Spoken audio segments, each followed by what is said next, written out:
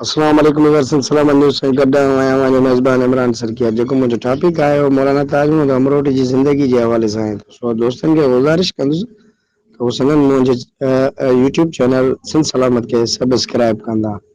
मौलाना ताज महमूद अमरोटी नामयारा दीनी आलिम मौलाना ताज महमूद अमरोटी वालिद सैयद अब्दुल कादिर उर्फ बुरल शाह खैरपुर मीरठ ज़िले जे परियालो शहर लॻे हिक नंढड़े ॻोठ दीवानी में 28 ज़ुल्क़द 1260 हिजरी मुताबिक 22 मार्च 1841 में ॼाओ हुआ। मौलाना ताज महमूद अमरोटी इन इब्तिदाई तालीम पंहिंजे वालिद मौलाना सैयद अब्दुल कादिर वटां हासिल कई। अरबी तालीम मौलाना अब्दुल कादिर तहवरी तालके रोहड़ी खां वरिताई। जवानी में हाफिज़ मोहम्मद सिद्दीक जी ख़िदमत बरचूंडी शरीफ पहुतो ऐं ख़ासि बैयत वरिताई।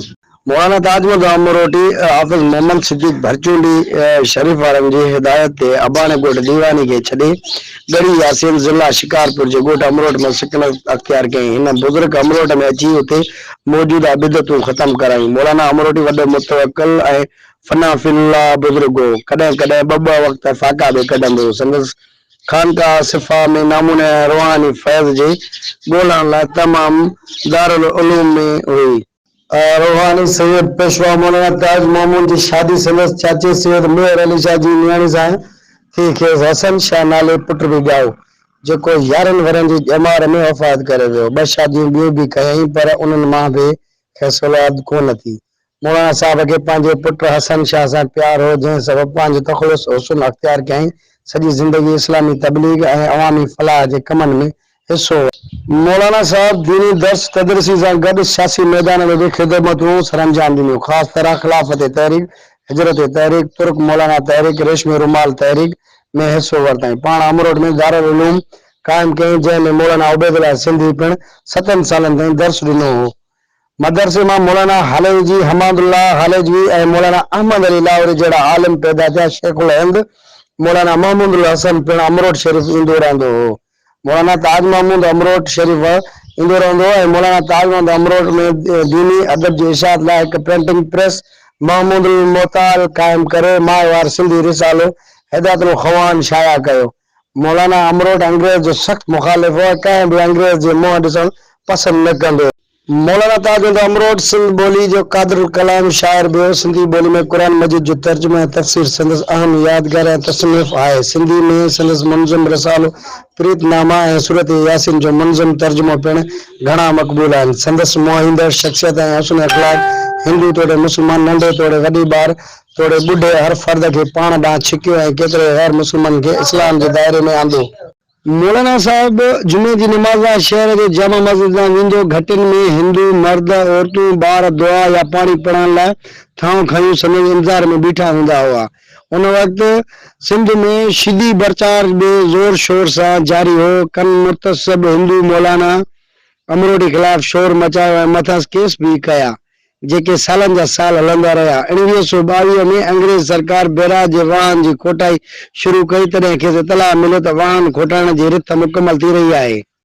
जॾहिं त मौलाना खे वाहन जे रिथ बाबति मालूमात पई ऐं जंहिं में के मस्जिदूं बि शहीद थींदियूं इहा ख़बर ॿुधण वक़्तु अलालत जे बिस्तरे ते हूंदे बि हिकदमि उथी वेही रहियो ऐं बुलंद आवाज़ सां फरमाईं त आहिनि के मर्द मुजाहिद जेके अलाह जे घरनि खे तबाही खां बचाइनि। जिन अलाह जे घरनि जी हिफ़ाज़त कई उन्हनि लाइ आख़िरत में घर ठहंदो। खां सवाइ बीमारी विसरी वई ऐं जमातुनि खे घुराए मस्जिद जे तहफ़ुज़ लाइ पैगाम मोकिलियईं। इन कोशिश पुठियां हिक पासे शाइरुल्लाह क़दीम आसार ख़ुदा जा शान खे बचाइण लाइ अंग्रेज़ साम्राज्य सां टक्कर खाइण ऐं मुल्क खे आज़ाद करणु मक़सूद हो। हिन मक़सद में मौलाना अमरोटी खे आख़िर फतह हासिल थी। केतिरई मस्जिदुनि बैराजनि जे ज़िद खां बचायूं वयूं। मौलाना अमरोट के सुलूक जे चइनी तरीक़नि सां क़ादरी नक्शबंदी चिश्ती ऐं सहरवर्दी जे फैज़ जी तलक़ीन मिलियल हुई पर क़ादरी सिलसिले ते ख़ासि उबूर हासिल हो। अक्सर तलक़ीन जे बि क़ादरी तहरीक जी कंदो हो।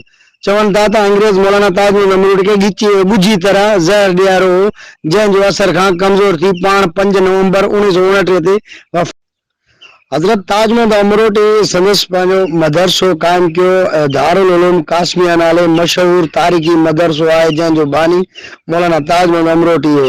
जंहिं उहो मदरसो 1308 हिजरी बे मुताबिक 1890 ईस्वी में कायम कयो। मौलाना साहब मदरसे जी संभाल ऐं दरसला वक्त जे वॾे आलिम मौलाना उबैदुल्ला सिंधी के मोहतम मुक़रर कयो। मौलाना उबैदुल्ला सिंधी अमरोड में मौलाना अमरोड जी ज़ेर निगरानी पहिरियां दीनी दरसगाह खोली, जंहिंमें सिंध, पंजाब ऐं बलूचिस्तान जा शागिर्द पढ़ण आया।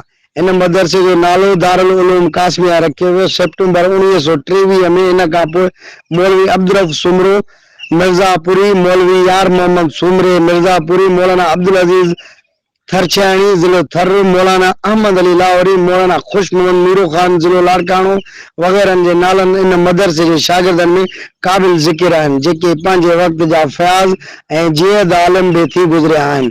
अमरोड जे दारुल उलूम जी ॿी अहम ख़ुसूसियात उहा हुई जो ॿिनि आलमनि सां गॾु तालिब इल्मनि में वतन जी हुब, आज़ादी ऐं जहाद जो जज़्बो बि पैदा कयो वेंदो हो।